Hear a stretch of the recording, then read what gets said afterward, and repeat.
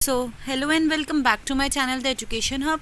तो जैसा कि आप लोग जानते हैं, हमने एसएलएम की सीरीज़ स्टार्ट करी थी, यानी स्कूल लीडरशिप एंड मैनेजमेंट की सीरीज़ स्टार्ट करी थी, जिसमें मैंने आपको बोला था कि मैं आपको एक एक टॉपिक पे वीडियो बना के दूंगी। तो आज हमारा जो है एसएलएम की सीरीज़ का लास्ट टॉपिक बचा है और इसके बाद हमारी एसएलएम ख़त्म हो जाएगी, यानी सारे टॉपिक्स मेरी साइड से कंप्लीट हो जाएंगे।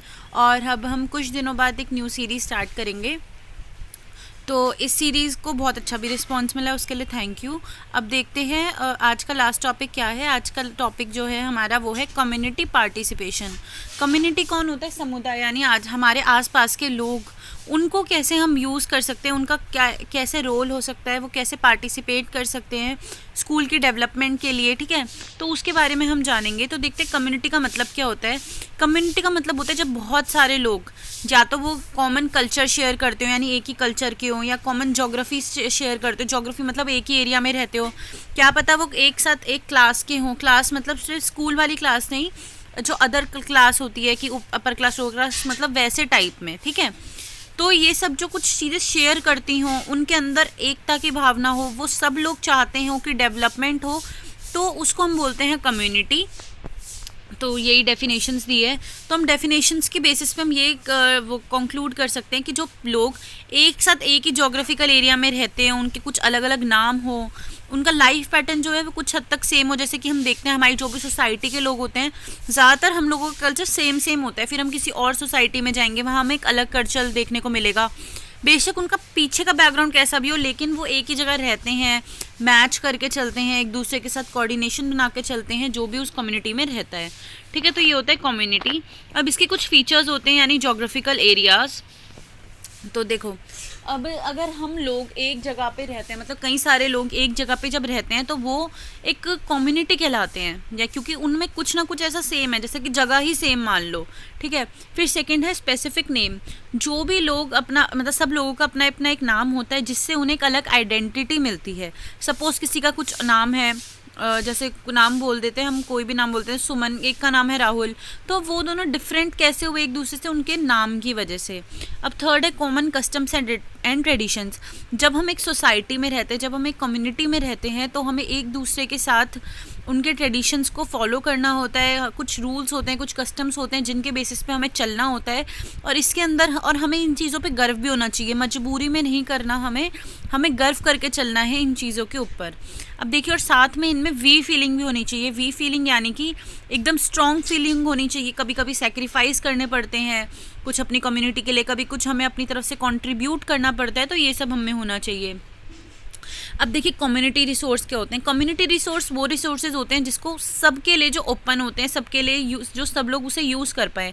जैसे कि सबसे पहला है मटेरियल रिसोर्स। मटेरियल में मैन मेड भी हो सकता है और नेचुरल भी हो सकता है। जैसे कि हॉस्पिटल हो गए, मेडिकल फैसिलिटीज़ हो गई, ये तो हो गए मैन मेड। और एयर वाटर हो गई, रिवर्स हो गए, माउंटेन्स हो गए, होते हैं नेचुरल।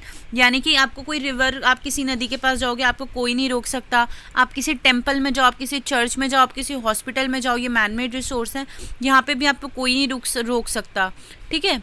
अब देखिए, अब मटेरियल्स भी किस किस बेसिस पे वो होते हैं, डिस्टिंग्विश होते हैं। देखो, सबका अपना इंटरेस्ट होता है। कोई टेंपल जाना चाहेगा, कोई मॉस्क्यू, कोई पार्क जाना चाहेगा, कोई वेल जाना चाहेगा, कोई माउंटेन में जाना चाहेगा, वो बात अलग है, लेकिन आपको कोई कहीं जाने से मना नहीं कर सकता। अब देखिए, जो मटेरियल रिसोर्सेज हैं वो भी अलग अलग चीज़ों पे, मतलब उनके भी अलग अलग पार्ट्स हैं, वो भी अलग अलग तरह से डिफरेंट है। जैसे कि places of civic interest. Civic interest जैसे कि कुछ होते हैं, पंचायत होती हैं, पब्लिक लाइब्रेरी होती हैं, ठीक है, ये जगहें होती हैं। फिर होता है हिस्टोरिकल इंटरेस्ट में म्यूजियम्स होते हैं, फोर्ट्स होते हैं, टॉम्स होते हैं। फिर होता है जोग्राफिकल इंपॉर्टेंस, मतलब जोग्राफी से रिलेटेड क्या क्या होते हैं, लेक्स होते हैं, हिल्स होते हैं। कुछ होते हैं इकोनॉमिक, यानी जहाँ से हम अर्निंग कर सकते हैं, जैसे कि एग्रीकल्चर, फार्म्स हो गए, फैक्ट्रीज़ हो गई, ऑफिस हो गए। इंडस्ट्रियल इंटरेस्ट में भी फैक्ट्रीज आती हैं, इंडस्ट्रीज आती हैं। साइंस में क्या आता है, इंजीनियरिंग इंस्टीट्यूशंस हो गए, ठीक है। और कल्चरल इंटरेस्ट में क्या होता है, आर्ट गैलरीज हो गई, जू हो गए। तो सब लोग अपने इंटरेस्ट के अकॉर्डिंग वहाँ जाते हैं, लेकिन कहीं पे भी अगर हम जाते हैं तो हमें वहाँ पे जाने से कोई मना नहीं कर सकता। सेकंड होता है ह्यूमन रिसोर्सेज। ह्यूमन रिसोर्सेज में क्या होते हैं, जैसे डॉक्टर्स हो गए, टीचर्स हो गई, पोएट्स हो गए, ये लोग भी क्या होते हैं, बहुत इंपॉर्टेंट रोल प्ले करते हैं। और आप लोगों ने देखा होगा कि कभी कभी स्कूल्स में बाहर से किसी फेमस पर्सनैलिटी को बुला लेते हैं, किसी फेमस डॉक्टर को बुला लिया, किसी फेमस पर्सन को बुला लिया। तो ये लोग भी बच्चों को जब मोटिवेट करते हैं, तो ये अपना रोल कहीं ना कहीं ऐसे दिखाते हैं। अब देखिए एक होता है non material resources. Non material resource क्या होता है, जो दिखता नहीं है हमें लेकिन वो होता है, जैसे कि हमारे ट्रेडिशंस, हमारे रूल्स, हमारी कस्टम, हमारा कल्चर, इनको हम देख नहीं सकते लेकिन इनका एक बहुत इंपॉर्टेंट रोल होता है। हम हमारी कैसी अपब्रिंगिंग है उसका एक बहुत इंपॉर्टेंट रोल होगा। ठीक है, तो यही सब इसमें दिखाया है। कैसे कम्युनिटी रिसोर्सेज होते हैं मटेरियल रिसोर्स, ह्यूमन रिसोर्स और नॉन मटेरियल रिसोर्स। मटेरियल में कौन सा होता है, नेचुरल रिसोर्स और मैन मेड। ह्यूमन में कौन होता है, जो प्रोफेशनल्स होते हैं जैसे डॉक्टर्स वगैरह हो गए, और कुछ होते हैं स्किल्ड पर्सन मतलब कोई पॉटरी में अच्छा है, कोई आर्ट एंड क्राफ्ट में अच्छा है। ठीक है, और नॉन मटेरियल रिसोर्स में हमारे ट्रेडिशंस, हमारी कस्टम, हमारा रहने का तरीका, ये सब बहुत इंपॉर्टेंट होता है। अब देखिए इंपॉर्टेंस क्या होती है इन कम्युनिटी रिसोर्सेज की। तो सबसे पहला हमें वैरायटी मिलती है लोगों की। जैसे अगर हम अलग अलग टाइप के लोग बुलाएं कि कोई डॉक्टर है, कोई आर्ट पर्सन है, तो जो बच्चा चाहता है कि मैं बड़े होकर डॉक्टर बनूं, उसे कहीं ना कहीं इंस्पिरेशन मिलेगी, बच्चों को आर्ट एंड क्राफ्ट के बारे में जानने को मिलेगा। तो ये इनकी इंपॉर्टेंस होती है। सप्लीमेंट्स का क्लास वर्क, यानी क्लास वर्क के अलावा उन्हें एक नई चीज़ सीखने को मिलेगी। नॉलेज अबाउट कम्युनिटी, मतलब उन्हें आसपास के लोगों के बारे में जानने को मिलेगा बच्चों को कि आसपास और क्या क्या लोग होते हैं। डेवलपमेंट ऑफ एस्थेटिक सेल, मतलब यानी वो ब्यूटी देखेंगे चीज़ों में कि हर एक चीज़, हर एक काम अपने आप में कैसे ब्यूटीफुल है। Best use of leisure time, यानी कि जब वो उनसे कुछ सीखेंगे। ठीक है, जैसे कोई बंदा है वो पेंटर है, तो उसको अगर हमने बुलाया तो बच्चे क्या होंगे, कुछ नया चाहेंगे कि हम भी इन्वेंट करें, हम भी पेंट करें, तो वो अपने उस लेजर टाइम का फ्री यूज़ कर पाएंगे। फर्स्ट हैंड इन्फॉर्मेशन मिलेगी, क्योंकि जो सपोज़ कोई टीचर है वो बच्चों को समझाएगा कि ऐसे होता है वैसे होता है, तो उन्हें फ़र्स्ट हैंड इन्फॉर्मेशन मिलेगी। फिर होगी बच्चों की ओवरऑल डेवलपमेंट भी होगी, क्योंकि वो समझ पाएंगे, एनालाइज कर पाएंगे, वेरीफाई कर पाएंगे, वो अपने सामने एक रोल मॉडल की तरह उसे देखेंगे। Transmit and preserve culture. Transmit and preserve culture मतलब जैसे कि कोई आर्टिस्ट है, उसने कहीं से तो वो आर्ट सीखी होगी या उसका कहीं से तो इंटरेस्ट जगा होगा। ठीक है, तो वो जो था, फिर वो बंदा खुद आर्टिस्ट बना, वो बच्चों को सिखाएगा। तो ये जो है ना कल्चर प्रिजर्व रहेगा।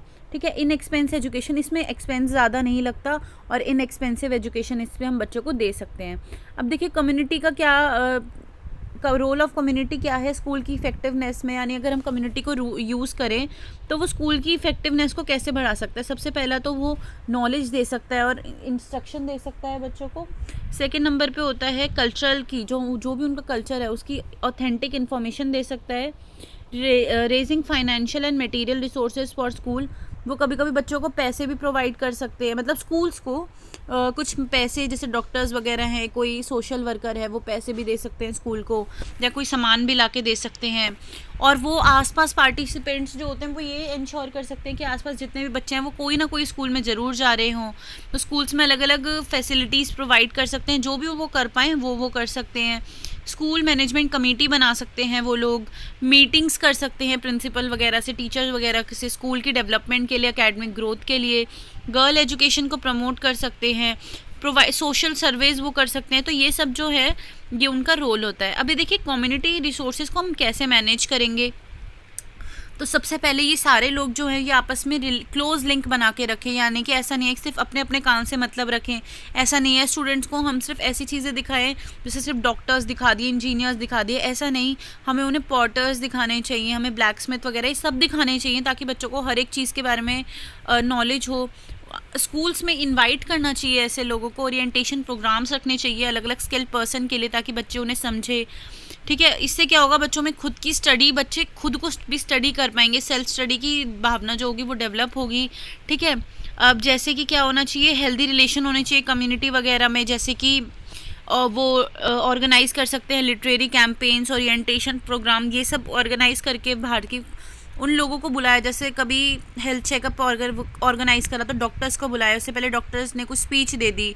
ठीक है, ऐसे ऐसी चीज़ें होनी चाहिए। Formation of parent teacher association, यानी पेरेंट्स और टीचर की एक एसोसिएशन मिलनी चाहिए, उसमें वो सारी चीज़ें को डिस्कस करें जिससे बच्चे की ग्रोथ होगी। ठीक है, तो इस वीडियो में हमने देखा कि क्या रोल होता है कम्युनिटी पार्टिसिपेशन का, और इसके साथ हमारी SLM की जो सीरीज़ है वो भी कंप्लीट होती है, सक्सेसफुली कंप्लीट होती है।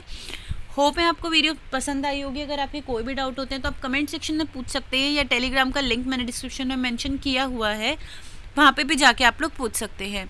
And if you like watching the education of videos, to do subscribe to my channel. Thanks for watching.